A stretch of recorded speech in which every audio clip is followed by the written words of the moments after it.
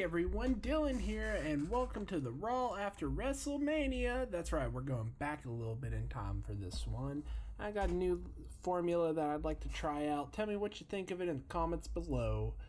So the show starts off, they're in Las Vegas, Nevada still. It's part of the weekend package where like they do SmackDown over there and then the 2 nights of Mania over there. And then they do Monday Night Raw over there, probably NXT too, but whatever.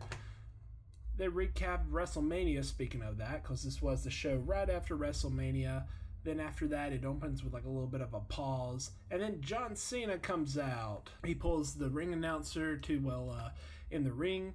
And he gives him a pre-written note saying, and I quote, that he's the GOAT and the last real champion gracing Las Vegas for the last time. After that, he holds up the title, does his little John Cena thing, and he embraces the hate, so to speak. He goes on to say something about him being great and that we aren't worthy of seeing his greatness. He then calls them out for booing him, just like they booed him on SmackDown, and yet they cheer him after he wins the gold. It doesn't mean that things will change between him and the audience. He calls them out for normally hijacking the Raw after Mania, and before he can say anything else, the crowd starts chanting, "We are sorry" to him. Cena perfectly, I guess the way to word it is, WWEifies the chant by saying that they said we aren't sorry, even though they very much so said we are sorry. It also works with this like gaslighting character that Cena has, so maybe it's just like in character, I guess. Whatever, it's kind of funny. He calls them all sorry and says that they don't mean anything to him. After hamming up this audience for a second like that, he talks about his tour dates. It starts with the number 36, which is how many he promised, and it worked it all the way down to 27 dates, where we are after that show, which I think now he was on the Raws building up to that. I'm just presuming in my head, so like 25, 24, 23, maybe. So what, we got about 20, 21 dates left of one of those numbers. So interesting, okay. But he talks about how he just has to make the appearances and then they lose this title forever. He calls out the crowd for booing Cody and cheering him for one night, kind of like he did earlier. He started to repeat himself. But then he said that's why he's leaving with the title, because of the crowd being so hypocritical, so they can take a photo because the last champ is here.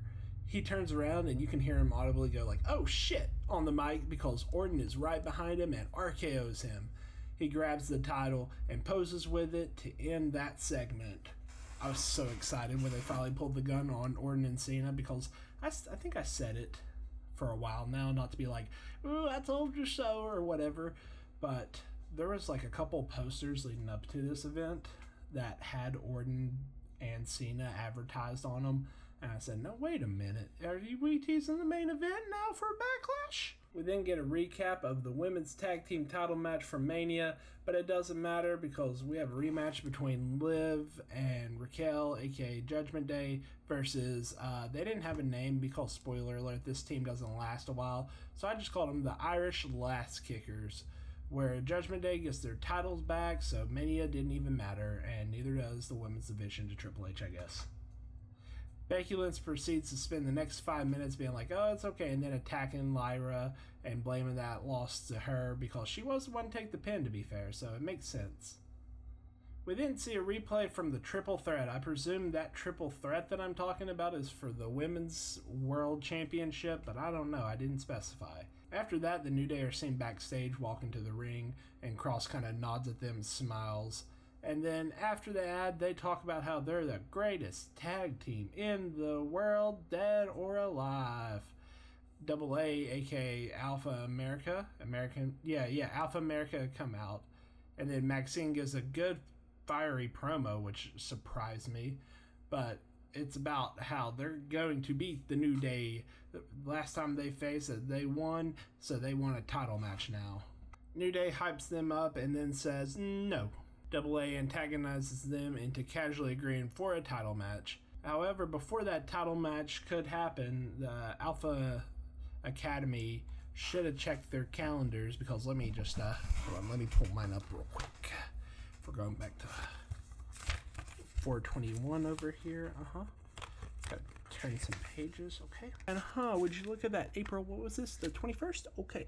Okay. Yeah, they forgot to check their calendars because today landed on Rusev Day.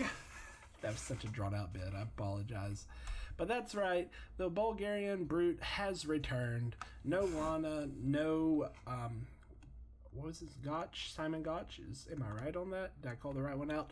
Nobody, point taken. Just him alone. The New Day immediately leave the ring, and he goes to town on Alpha Academy. He beats them down, and he looks like the Monster Hill 2014, 2015 that he was. He puts Otis into the Accolade, and that's how we end the segment with him tapping him out.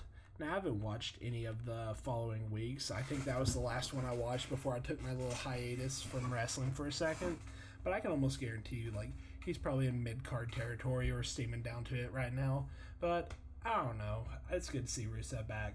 After this, we go to the clubhouse, and God, I'm just tired of the Judgment Day and them always having gold somehow. But I guess that's the point of the Judgment Day, so good job, you're doing your job. I don't know. Congrats on the title win. Everybody's talking, congratulating each other on title wins and whatnot, and everybody's in there except for Finn. He comes into shot and he stares down the IC title and then gives like a very fake-like smile to Dom. Liv tries to break up the tension and Finn plays it off, saying like they're cool and he'll be out there tonight to support Dom for his IC title match. Carlito does like his weird creepy old man bit, and then Io Sky comes out.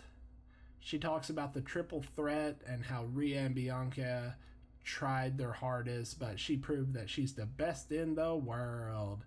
And this cued a debuting Stephanie Bakir to come on out. She says that she respects Io and sees her as the best in the world, but she also is there to fight the best. Io throws out a challenge to her, which Stephanie accepts. Adam Pearce comes out and asks the crowd, like, oh, do you want to see this? Do you want to make it official? Of course, we have that match coming up next because he made it official. And honestly, that match would have been match of the year. My only complaint is the finish of it because Roxanne Perez made her official re-debut on the main roster. And she jumped Io, I think. Then Julia comes out from behind to attack Stephanie. They both beat down everybody until Rhea comes out to be Super Cena. She takes care of Roxanne. There's an audible groan from me. And then she has a stare down with Julia until she leaves the ring. Rhea grabs the title, the World Heavyweight title, and gives it to Io, but not before tugging it, hinting that she's going to come at it again. I say no, please no. And that's how we end that. Don't get me wrong, like I said, I feel like it's a roller coaster, right? Great match, amazing match, shitty finish, but like it makes sense. Not in any way, shape, or form it makes sense, but it worked itself out. So I went from like to like and then Rhea comes out to save everybody. I'm immediately back down to but all those surprise debuts in the middle made me go So, overall, I'm going to say, like... Oh, wait, I don't do star rankings anymore. Fuck that. Y'all don't even get my opinion on it. Alright, next match. My bad. After we see everything coming up for tonight and we get a video package and Jey Uso, yeet. He comes out and talks about how good it feels to be world champion, yeet. And he's here to celebrate that, yeet. That cues out a returning Sami Zayn. He came out there to celebrate with Jimmy and Jay. Comes out eventually. They say some stuff. They celebrate. And that ends of that segment. After that, the Paul brothers says some shit, but I skipped through it. I skipped to the part where I saw AJ by himself. I don't know what they said to each other. I really don't care what a Paul brother has to say.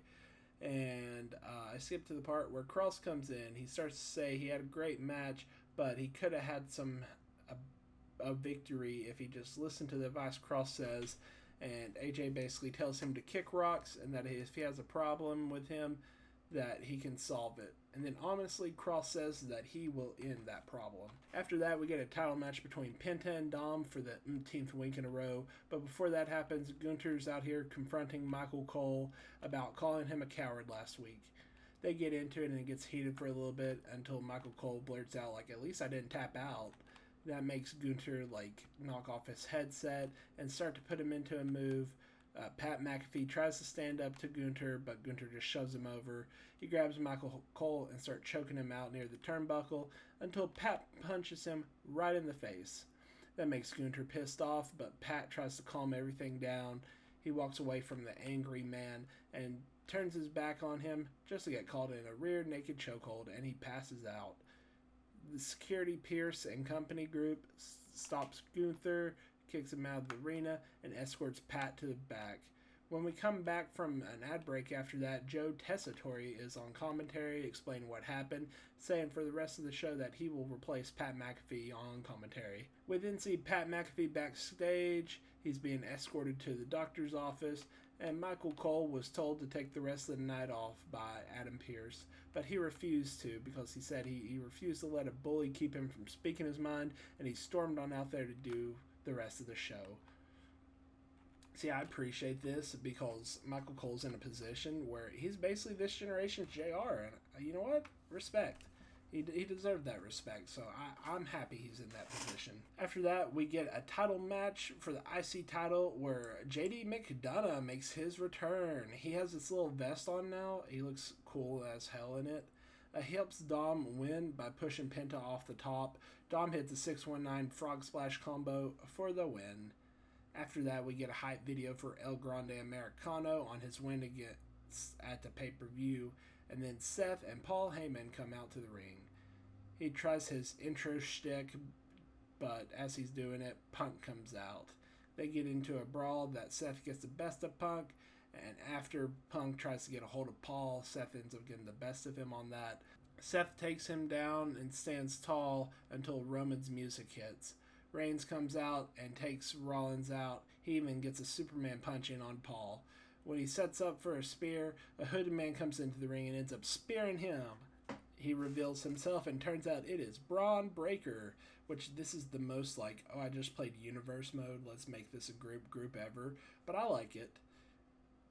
After that, he spears Punk, who tries to attack Rollins. They hug, and to confirm, like I was just saying, they are a group. They take Punk down and give Roman a mega spear through the barricade, and then they stand tall at the ring, arms raised, Seth is hugging him, and that's how we end the night. Like I said, this is the most like thrown together team ever, but also I'll take it. It's kind of a dope team. I mean, okay, it works for me. Alrighty, thanks for watching. I appreciate it. I had a bunch of hoopla to say here, but this is all I'm going to say now. A little shopkeeping.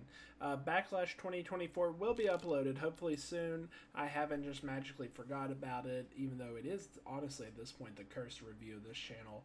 It'll be up either today or tomorrow, depending on how much energy I have after I upload this. Also, going forward, I'm going to obviously have Raw reviews on Tuesday still, but until I get all these old episodes caught up, the actual old WWE letter that comes after Raw reviews will come up on Wednesdays. So just keep tuned in, like what you like, subscribe if you wanna, and we'll just keep on going down this wrestling rabbit hole till I run out of wrestling 500,000 years from now. Anyway,